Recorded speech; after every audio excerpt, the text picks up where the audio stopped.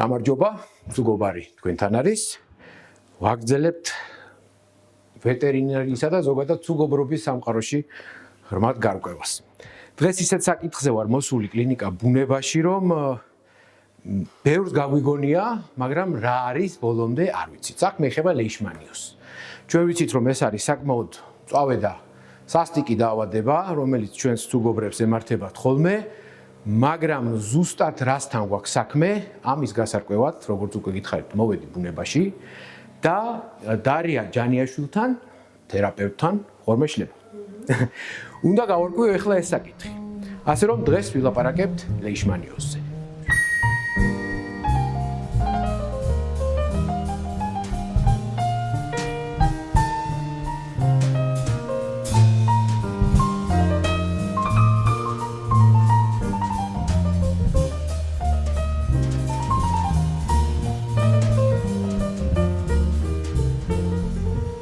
მადლობა პირველ რიგში საუბრისთვის და ჩვენი განათლებისთვის და დავიწყოთ ახლა მოდი აქედან. პირველ რიგში ალბათ ყველაზე მარტივი შეკითხვა ამ შემთხვევაში იქნება რა არის ლეიშმანიოზი? მოგესალმებით, მადლობას გიხდით ჩაწერისთვის.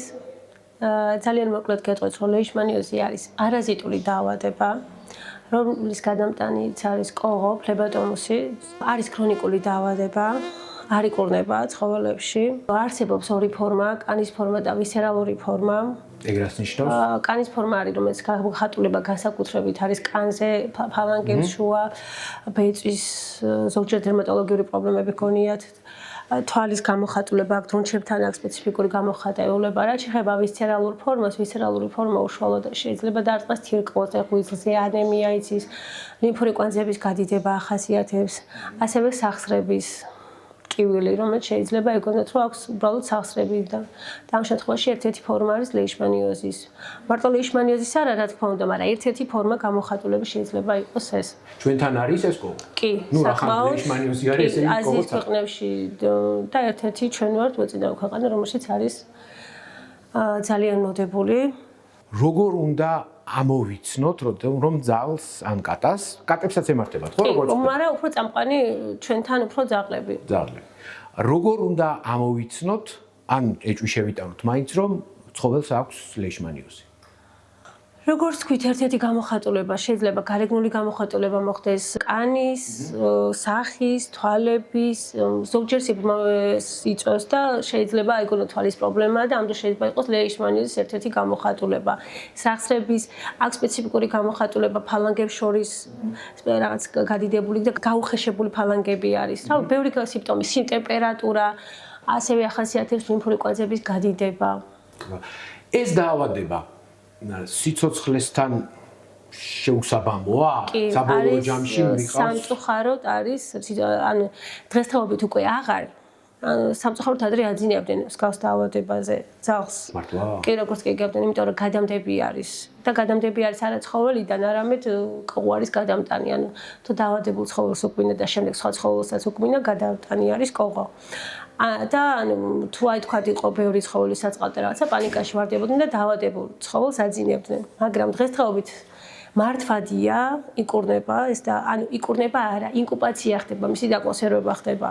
ხო, თქვენ თქვით რომ არის ქრონიკულია კი და ზონური დაავადება შეიძლება. მასთან ერთად შეიძლება მართვა და ცხოვრება შეიძლება. თუ მიუდგები ანუ სპეციფიკური კურნალობას, თუ მიყვები, თუ სწორად ასვავს, დროულად დაისმევა დიაგნოზის, თუ სწორად მიყვები გაიდლაინით კურნალობას, გაკურნება შეიძლება. გაკურნება არა, მართვა შეიძლება და მოდი ამაზე ცოტა მეტი ვთქვათ რა. დადგინდა რომ აქვს ლეიშმანიოზი, ვიმკურნალეთ, ეს მწვავე ფორმა ჩავაქრეთ. რა ხდება მთელი ცხოვრება რამე პრეპარატი უნდა ვაძლიოთ თუ როგორ ხდება? როგორ არის იცი, ყველა კლინიკას და ყველა თერაპევტს ან სწორად რო გამოვიდეს ნათქვამი, ყველა ანუ მათ შორის თერაპევტებსაც აქვს ყველას აქვს თავისი მიდგომა. ანუ ესე მე რო ვთქვა ეხლა რომ აი ეს პრეპარატი არის და მთელი ცხოვრება აძლიო, შეიძლება ჩემგან გამოვიდეს ეს არასწორი, იმიტომ რომ მე ჩემი გაიდლაინი და ჩემი მიდგომა მაქვს, სხვა კლინიკას სხვა გაიდლაინი და სხვა მიდგომა აქვს. არის სპეციალური კურსი, კურნალობის მეთოდი, მიდგომა, ანალიზები რომლის საშუალებითაც უნდა იმართოს ძაღლი და მოხდეს ამ დაავადების დაკონსერვება. ის გასაგებია, ეს სტანდარტი არ არსებობს ამ დაავადებასთან, ესე ცალსახა სტანდარტი. ცალსახა სტანდარტი არსებობს, არსებობს სპეციფიკური პრეპარატები. რომლითაც უკვე თერაპევტი წყვეტს რა მიდგომით დაიწყოს კურნალობა. არის თუ არა რამე ზღვარი, რის მერეც უკვე ეს აღარ შეიძლება, თუ ძალიან გაუმწვავდა. რა თქმა უნდა, როცა ხდება ბუიზლის და თირკმლის წყობიდან გამოყვანა, როცა ხდება ძალიან ძლიერი ანემია, ცხოველის ჰემოგლობინი უვარდება, თრომბოციტოპენია, თრომბოციტები ვარდება და ცხოველის უკვე იმუნური სისტემა განადგურებულია, რა თქმა უნდა, უკვე ცხოველს მინიმალური შანსი აქვს, თუმცა ჯერჯერობით ესეთი შემთხვევები ძალიან იშვიათია და რაც ძალიან გვახარებს ჩვენ. ძალიან კარგი, მაგაზეც ვილაპარაკებთ ცოტა მერე. მანამდე ჩვენი სპონსორის კომპეტენტოს შეკითხვა მინდა დაგისვათ, რატომ ხდება, რომ დაინფიცირების შემდეგ გამოვლენა ხდება საკმაოდ გვიან. მაგალითად შეიძლება დაინფიცირდეს ცხოველი ზამთარში და გამოვლინდეს ზაფხულში თუ როდის. აი რამ ხელა. მოდი დავაკონკრეტოთ, რომ დაინფიცირება ხანგრძლივი ინკუბაციის პერიოდი აქვს ლეიშმანიოს, მაგრამ თვითონ დაინფიცირება უნდა მოხდება ანალოგიკურად ზაფხულში, იმიტომ რომ კოღო სეზონი არის ზაფხულში. იმიტომ რომ კოღო არის აქტიური ფაზა არის ზაფხული. უბრალოდ ინკუბაციის პერიოდი არის ხანგრძლივი. ანუ შეიძლება წელს უკბინა მაგრამ რამდენიმე თვეში, 2 თვეში, 3 თვეში ყოფილა რომ შარშანდელი სეზონის მერე გამოვლენინა წელს. უიმართლა. კი, ანუ ხანგრძლივი ინკუბაციის პერიოდი აქვს. ეს დამოკიდებული ერთ-ერთი რაზეც არის, ეს არის მის იმუნურ სისტემაზე და რა ფორმით შეხვდება. დაავადება, მივხვდით? გასაგებია. და ეხლა რა მაინტერესებს? დაცვა როგორ ხდება ცხოველის დაცვა, რაც შეეხება დაცვას, არსებობს სპეციფიკური პრეპარატები, წვეთები, საყელო, აბი. ხო, აბში არ შედის ლეიშმანიოზი. აბი არის, რომელიც იცავს ტკიპისგნიერი ინფიცირებისგან, როგორც აილეშნის ბაბეზიოზი, ანაპლაზმოზი, ტკიპისგან იცავს. მაგრამ არსებობს სპეციალური წვეთები და საყელო, რომლის საშუალებითაც უნდა შედიოდეს, დავაკონკრეტოთ, რომ შედიოდეს ლეიშმანიოზის კოღოც, არის გარეთ სტიკერებზე უნდა წაიკითხოთ და თუ იმას ინსტრუქციის მიხედვით გამოვიყენებთ, რა თქმა უნდა 100%-იანი გარანტია არ გვაქვს, მაგრამ უფრო მაღალი არის იმისი შანსი, რომ უფრო დაცულად იყოს ცხოველიც და პატრონიც. ესე იგი, მე ახლა ესეთ რაღაცას მივხვდი ამ თქვენი საუბრიდან. აცრაში ეს არ შედის. აცრა არის სხვათა შორის, უბრალოდ საქართველოში არ არის. მე მოვიწია ინფორმაცია. ამ ჩვენ ტრადიციულ აცრებში, კომპლექსურებში ჩვენ კომპლექსურში არ შედის, მაგრამ არსებობს, არის რამოდენიმე ქვეყანა, მათ შორის ერთ-ერთია ესპანეთი, რომელშიც ესაც აქვს ვაქცინაცია, დასახელება დამავიწყდა, რომელშიც შედის ლეიშმანიოზი და 5-ჯერ უფრო ამცირებს იმის რისკს, რომ შეხვდეს ლეიშმანიოზი. უბრალოდ სამწუხაროდ საქართველოში არ არის ეს ვაქცინა. კარგი, გავიგე. ესე იგი, გავაგრძელებ მაშინ ჩემ ლოგიკურ ხაზს. ესე იგი, მე ვერ დავიცავ ჩემ ძაღლს კბენის შემთხვევაში, თუ იმ კოღომ უკბინა, აუცილებლად დაემართება. თუ არ არის დამუშავებული სათანადოდ, არის მაგის მაღალი რისკი, რომ დაემართოს. ერთადერთი მე რაც შემიძლია გავაკეთო, რომ იმ კოღომ არ უკბინოს, გავუკეთო ის საყელო თუ რაც არის, ან დავასხა სპეციფიკური წვეთები, რომელშიც შედის კოღო. ესე იგი, ჩვენ უნდა დავიცვათ თავი არა დაავადებისგან, არამედ კოღოსგან. არამედ კოღოსგან, კი ბატონო. ესე იგი, და თუ ყავს დაავადებული ცხოველი, თქვათ რომ ყავს რამოდენიმე ცხოველი და ერთ-ერთი ყავს მათ შორის ლეიშმანიოზიანი ცხოველი, ანუ არ უნდა დაუპანიკდეთ, ეს არ არის განგაში, ის რომ აუცილებლად იმასაც შეხვდება, თუ იმასაც სათანადოდ სწორად დავიცავთ. არის იმისი რა თქმა უნდა შანსი და ყოფილი პრაქტიკაში მქონია რომ არ შეხვდეთ. ეგ უნდა მეკითხა ზუსტად. კოღო გავიგე, მაგრამ ძაღლიდან ძაღლზე, კატიდან კატაზე თუ გადადის, ეს დაავადება. ანუ ხო თქვით ჩვენ რომ არ არის გადამტანი ცხოველი, არის გადამტანი კოღო. თუ დავიცავთ თქვათ მეორე ცხოველს, რომელიც ყავს სახლში სათანადოდ, არის იმისი ძალიან მაღალი ალბათობა რომ არ შეხვდეს. და თელი ცხოვრება ორმა ცხოველმა დაავადებულმა და ჯამთელმა ისე იცხოვროს, რომ იყოს ჯამთელი მეორე ჩვეულებრივ და არ იყოს კოღო. განსაკუთრებით კომაკოღოს უყვარს წყალსაცავები, უყვარს ძალიან უყვარს აი ნესტიანი და ისეთი ჰავა. აი ტყე, დაბინძურებული ადგილები. თუ ისეთ ადგილებში ცხოვრობთ, სადაც უფრო მეტი იმისი ალბათობა, რომ თქვა ის კოღო არის დაბინავებული, ანუ ეს არ არის აუცილებელი განაჩენი, რომ იცი რა ხარ მე ლეიშმანიოზიანი მყავდა სახლში, აუცილებლად იმისგან გადაედო. მივხვდით რას ვიძახი? ანუ ეგეც უნდა გავთვალოთ, რა ტერიტორიაზე ცხოვრობთ. ესე იგი, ისიც არის შესაძლებელი, რომ დასნებოვნებულმა და ჯამთელმა ძაღლმა ერთად იცხოვრონ, ითამაშონ, იკოტრიალონ ერთად, მაგრამ არ გადაედო. ხო, უბრალოდ ჩვენც უნდა განსაკუთრებულად დავიცოთ ჯამთელი ცხოველი. ხო, გასაგები. კიდევ რამე ხომ არ არის რაღაცა პრევენციის გზები, ან რაც უნდა ვიცოდეთ ლეიშმანიოზზე? ხო, ადამიანებზეც არის, ვიცით ჩვენ ეს ალბათ, რომ ადამიანმა შეიძლება კი, მაგრამ არ გამოგჭა.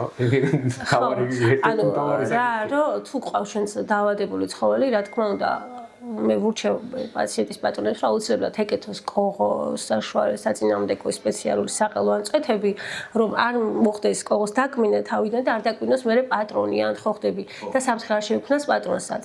და ადამიანებში განკურნება ხდება ამ დაავადების და ცხოველებში ადამიანებში იკურნება და ცხოველებში რემისია ხდება. რემისია ხდება ცხოველებში. ახლა პრინციპში რა კოღოს როგორ უნდა ებრძოლოს ქვეყანამ არა ესე იგი მოცემულობა ის რომ ეს კოღო ჩვენთან არის და იქნება მრავლად საკმაოდ და ძალიან მოხშირებულია ლეიშმანიოზით დაავადებული ცხოველები.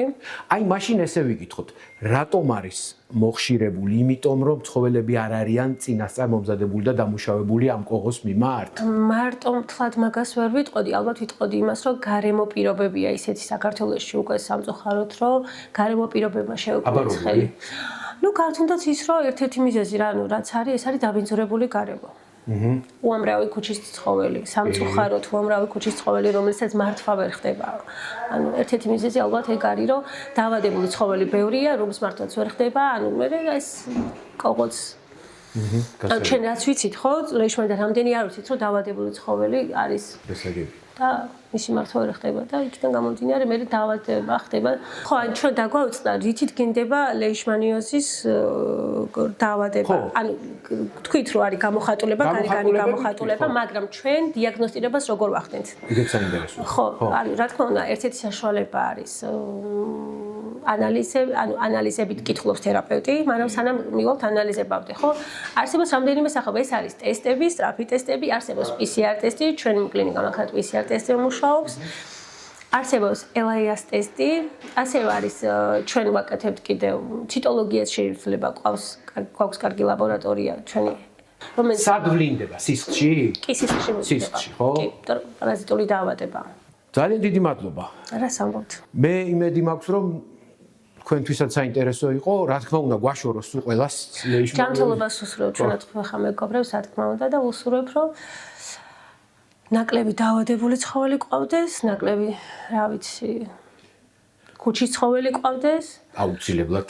და რა ვიცი, ჯანმრთელობას უსურვებ კიდე მის პატრონებს რომ ჯანმრთელად იქნებიან, ძაღლებიც კარგად. ჩვენ ორფეხა და ოთხფეხაც უგობრებს ჯანმრთელობას გისურვებთ. ის რომ ჯანმრთელები უნდა იყვნენ ცხადია, მაგრამ მეორეა კიდე ჩვენ რა შეგვიძლია გავაკეთოთ იმისთვის რომ ისინი ჯანმრთელები იყვნენ და აი ზუსტად ამას ემსახურება ჩემი დღევანდელი აქ ვიზიტი და ზოგადად ცუგობარის არხი და ეს რუბრიკა რომ რაღაცეებზე ცოტა მეტი გავიგოთ. რაღაცების შესახებ გვსმენია, მაგრამ დარიას დახმარებით დღეს ცოტა უფრო მეტი გავიგეთ და დიდი მადლობა მას ამას. რას ამბობთ? დარია ჯანიაშვილი იყო თერაპევტი. ჩვენ ვიყავით მისი სტუმარი თუ ის ჩვენი სტუმარი არის, მოკლედ კლინიკა ბუნებაში ვარ და შესაბამისად მე გამოვდივარ სტუმარი. დიდი მადლობა. რას ამბობთ? წარმატებას გისურვებთ. უღრმესი მადლობა. შეგახსენებთ კიდე გთხოვთ და მოგიწოდებთ რომ გამოიწეროთ ჩვენი არხი, გააზიაროთ და კომენტარები არ დაგავიწყდეთ, თქვენი აზრი მაინტერესებს, რა თემები გინდათ რომ გაიგოთ და მოისმინოთ. დიდი მადლობა სპონსორ კომპეტენტოს, აბა, კარგად ბრძანდებოდეთ.